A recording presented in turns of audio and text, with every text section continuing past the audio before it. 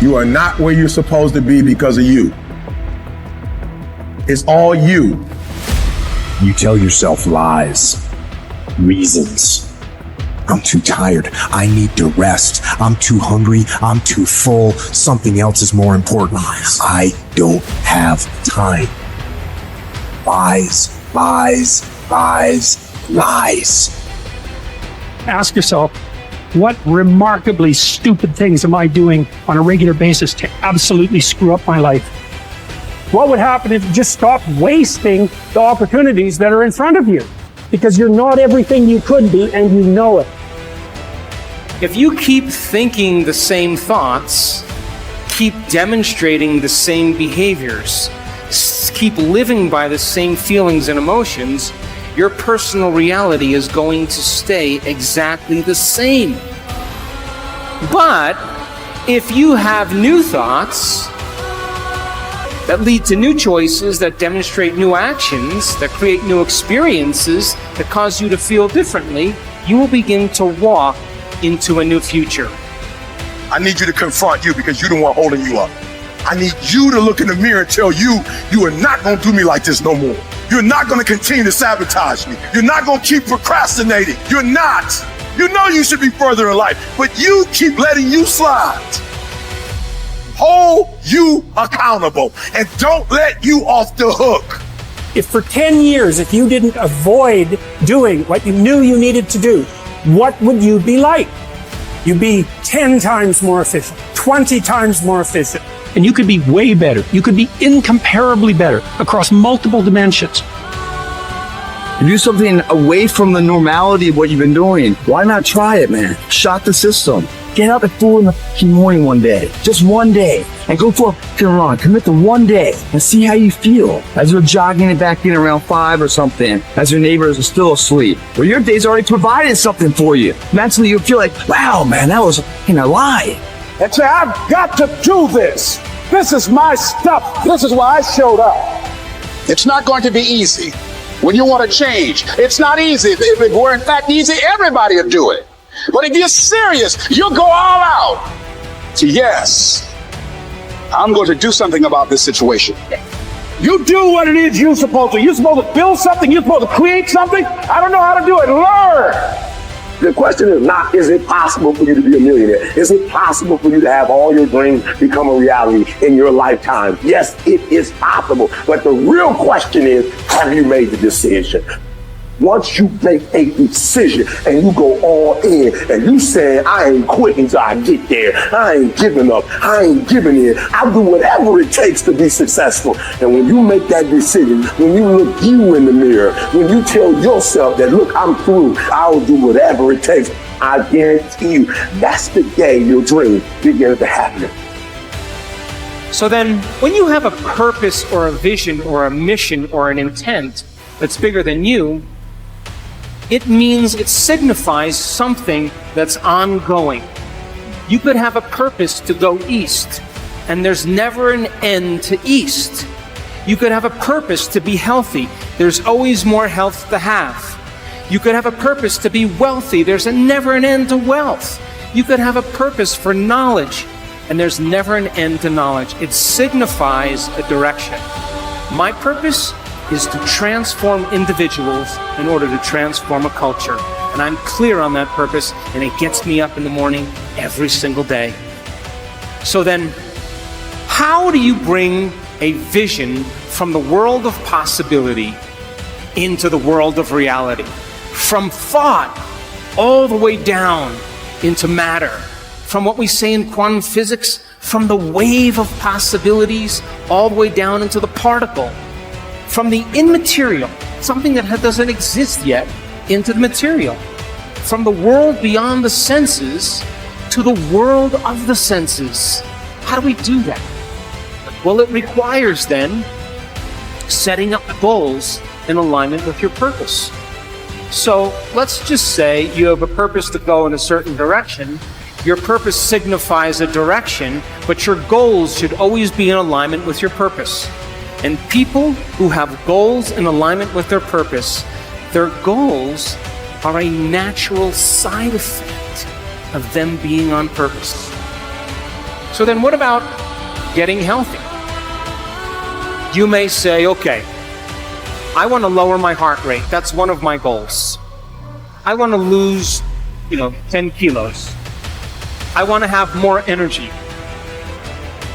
I want to wear a new wardrobe and have a new relationship. This is the short-term goal at the beginning, and the long-term goal is at the end.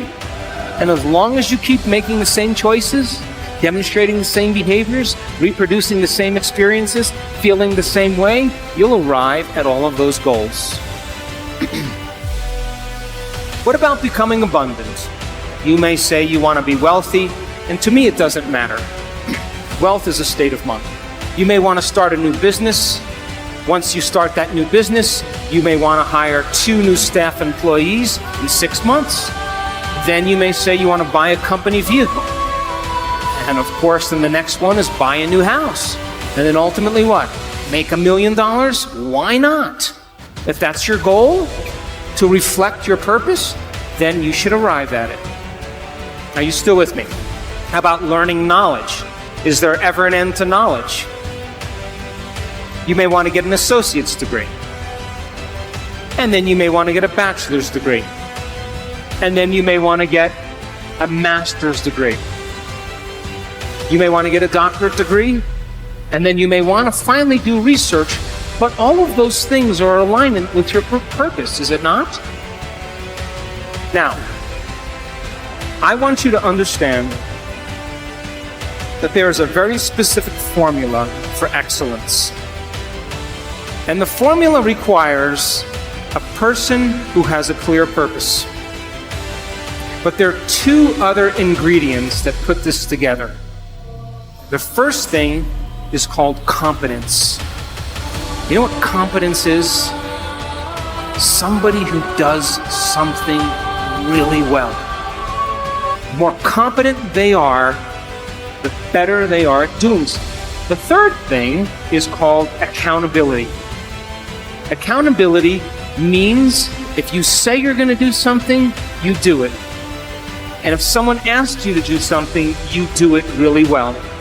And if you combine a person who's on purpose with a high level of competence and accountability, you have excellence in an individual.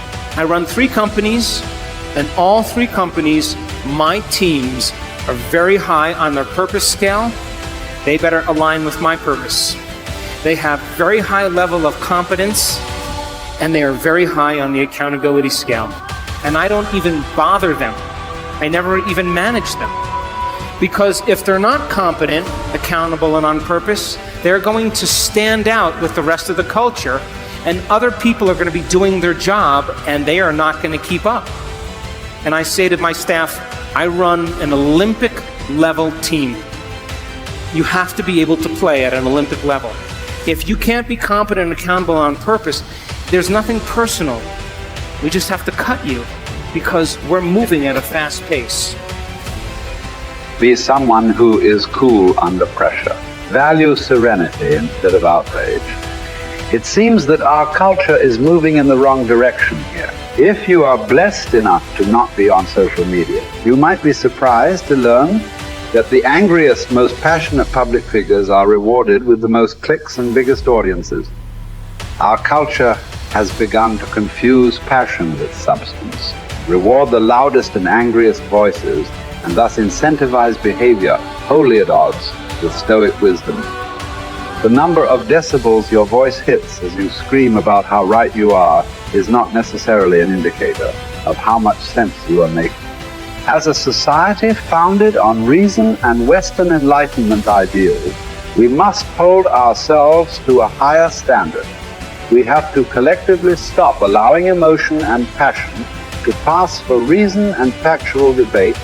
The media's goal is to literally challenge your ability to be still. A tough American, intent on improving upon their current self, is not tricked into an emotional reaction by these headlines. You do not write an angry tweet. You do not hurl an insult. You are cool and measured and skeptical. You are curious what the agenda of the journalist might be and what facts or context they might be leaving out. You seek out a different story on the same topic from an opposing view, and you find out that many of the claims made in the original story were convincingly debunked. And just like that, you are a Zen master of stillness and stoicism. I will not quit in the face of danger or pain or self-doubt. I will not justify the easier path before me. I decide that all my actions, not just some, matter.